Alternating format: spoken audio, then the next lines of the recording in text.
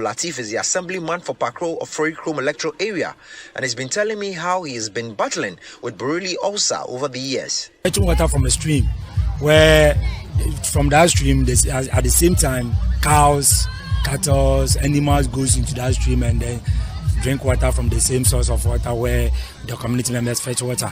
So it becomes a problem. This is where we discovered a disease called borehole ulcer. It was a big problem. Now, if you ask the health communities around Ekrapimsa, we are the leading borehole ulcer community due to lack of potable water. But due to for some time now, I think it is going down because the government have been coming in, but it wasn't enough. But for now, we are hoping, whilst we are having a good water for now, things will go better than first.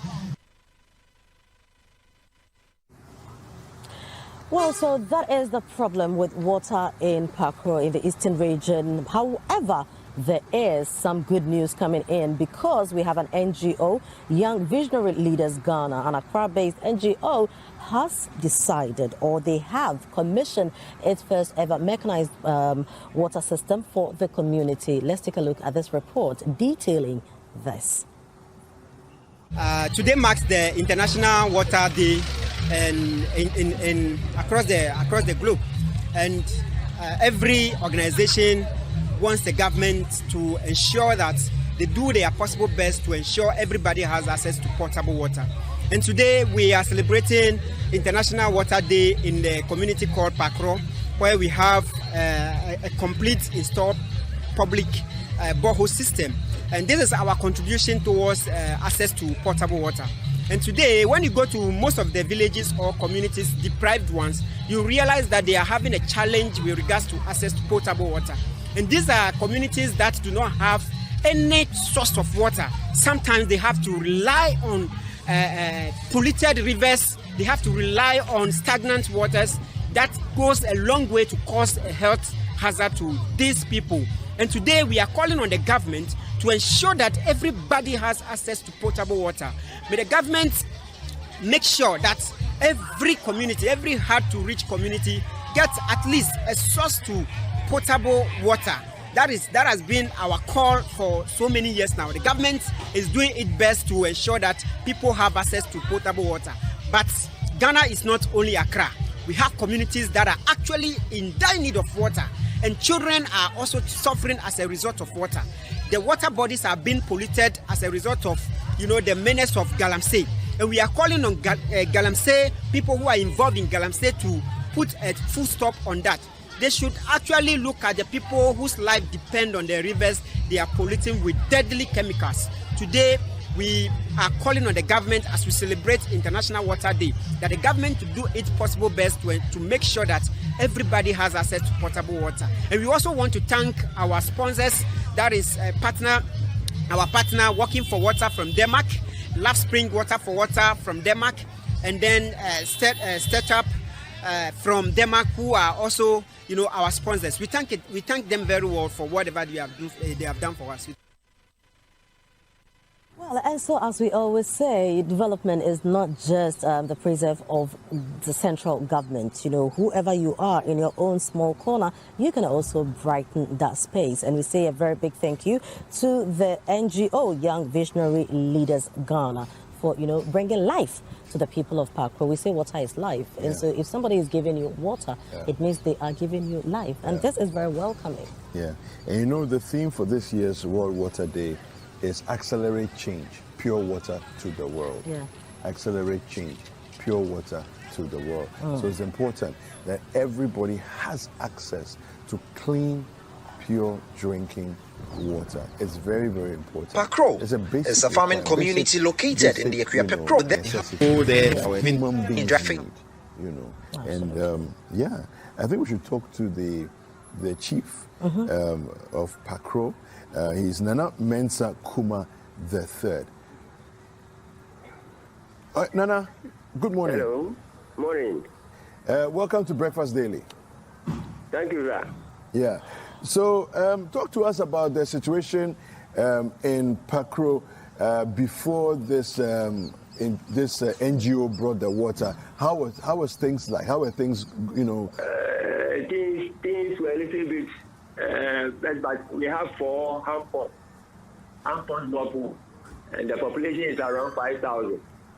So it's very, especially during the dry season, it's very hard for us to get water. We have to travel far to these or those streams, small streams, to get water. But with this supplementary pump water project, we hope it will be better, because this one is not a hand pump. It's being used by electricity. It's not power. It's being used by electricity. And the outlet is about 40 outlets with 2 bigger overhead tanks. A day that one can be consumed.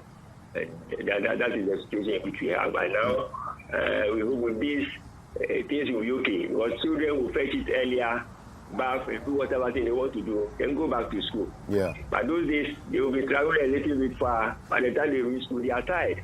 Yeah. And they can't learn much. So that is the situation which we are now. But we hope with this, things will be better.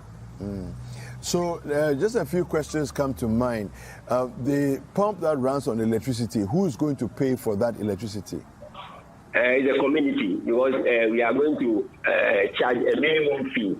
Okay. We assume the Kufuor gallon is being sold at 2 cedis at a certain places, those private ones. Okay. But this one will be around 1 cedi. So with this, we can gather a small fund to maintain it and pay the electricity bills as it comes. Now, when you say there are 14 outlets, how far apart are these outlets from the pumping station? Yes, the platform, around the platform, that's where the outlets are. And okay. Overhead tanks are on the tank. Okay. So basically, so they are just near. Yeah, yes. So basically, around the platform. Okay. So basically, 14 different people can fetch at the same time. At the same time. Okay. All right. Okay. Now, I know you mentioned the issue of the school children being able to fetch their water early in the morning and be able to go to school without getting tired from walking long distances. How else do you feel that this intervention will impact your community? Because the children going to school early in the morning tired. Mothers have to wait for their children to bring water before they also want to go to any place they want to go. With this, things will move a little bit faster. Children will go to school, as I said earlier. Family can also travel wherever they want to go. Health-wise, because the parameters given to us, it means that from 0 to 4 months cannot take the water. After 4 months, children, infants from 4 months upwards can take the water. Unlike those days, children, when they go to the hospital, they tell them they should use water for those around 6 months. But with this, according to the parameters we have from the analysis they give us, it means from 0 to 4 infants, children can take the water. So it is going to help us. It's good. All right. Nana, we really thank you for your time. I think it's a great intervention, and we call on other well-meaning persons, who have the means to be able to come and invest as well, and bring you more relief. We will be grateful. We are only at least we say ask for more. All right. So that was Nana Mensah Kuma III. He is the chief of Pakro. Yeah, and I think one of the they say that the things that are easily found in nature and seemingly don't cost much, we don't place a certain value on them. But it's the same thing that will end up, if you don't have it, cost you a lot. Dearly. Very, very, very dear. Yes.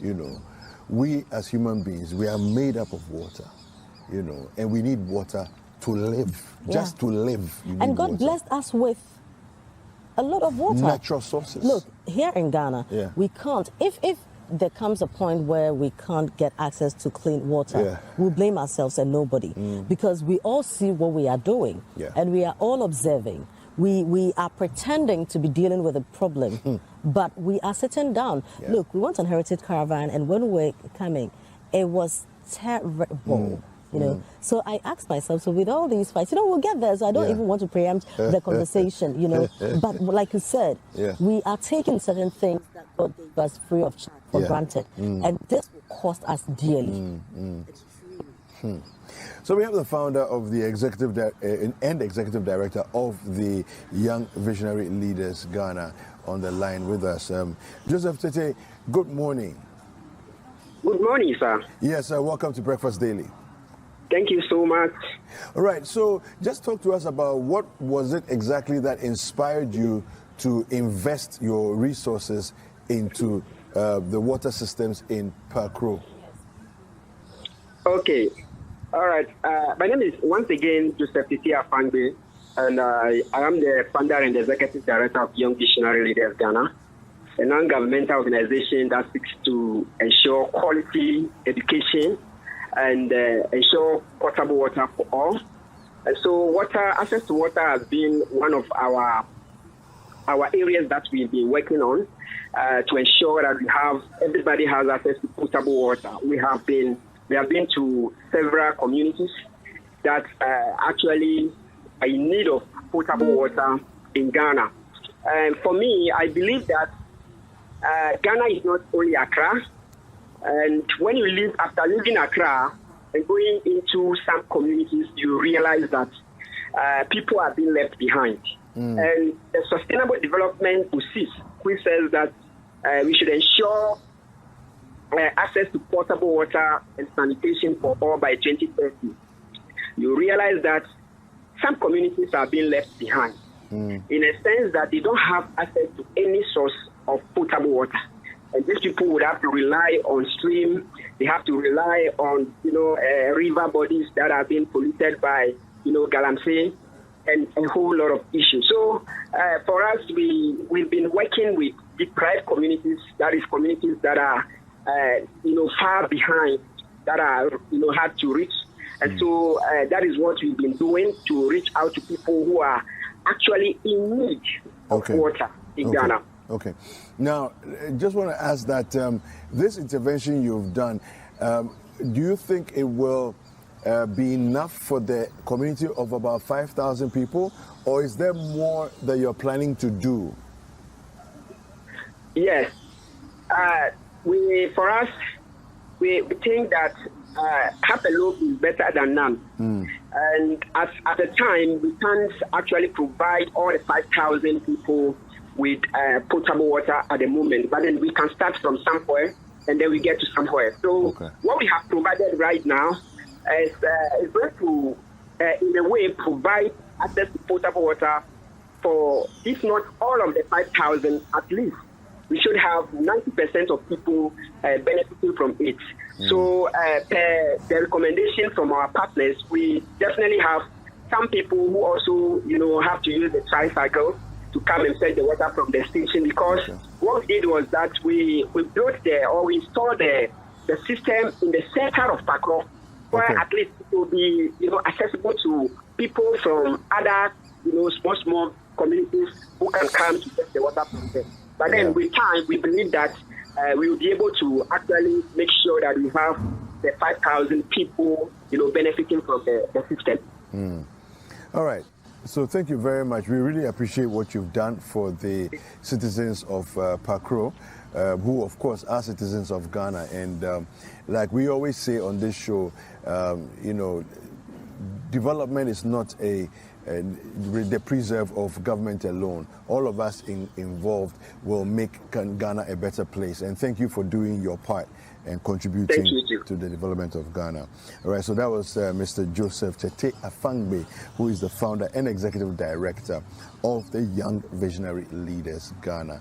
And that intervention that they've made in Pakro, which has about 5,000 people, will go a massive, long way to impacting their lives, in general. It's not just water for drinking and water for bathing, but, what water means in terms of when you have it, available, what it means for children, what it means for mothers, what it means for healthcare, and all of these things. I think it's a fantastic intervention. Of course, I mean, if you are preaching hygiene, we can't do that without clean water. Exactly. And that's where it starts from. Typhoid, cholera, dysentery, all these things. It starts from access to clean water. Clean, and so we don't